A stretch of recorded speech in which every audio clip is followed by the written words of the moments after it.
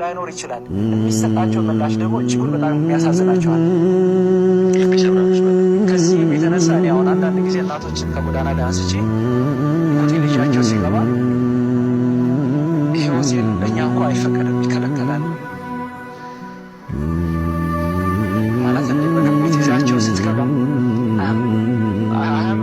አይቀበሉም። ገና ድጋሚ አስረዳቸዋለሁ።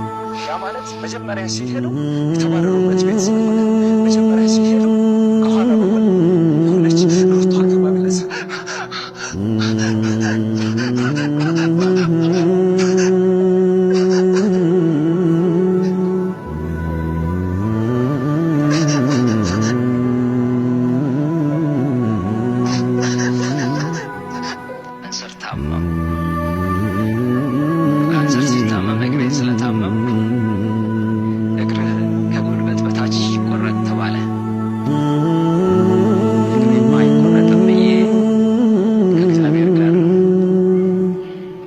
ጀመርኩ።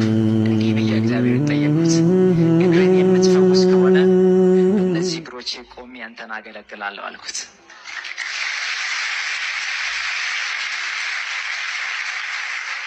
እግዚአብሔር እግሬን እንዲሁ ነፃ ፈወሰው።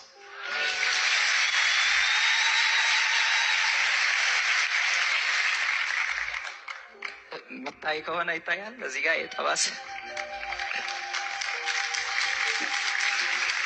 ይሄኛው ቦታ ነው በካንሰር የታመምኩበት እና ይሄኛው አሁን በስጋ ተሸፍነው ደህና ነኝ። በዚህ እግር ዘላለሁ፣ እንቀሳቀሳለሁ፣ ይሰራለሁ። ይሄኛው እግር ነበር ጠላት ሲቆረጥ ያለው። እግዚአብሔር ግን አይቻልም ብሎ ከለከለው።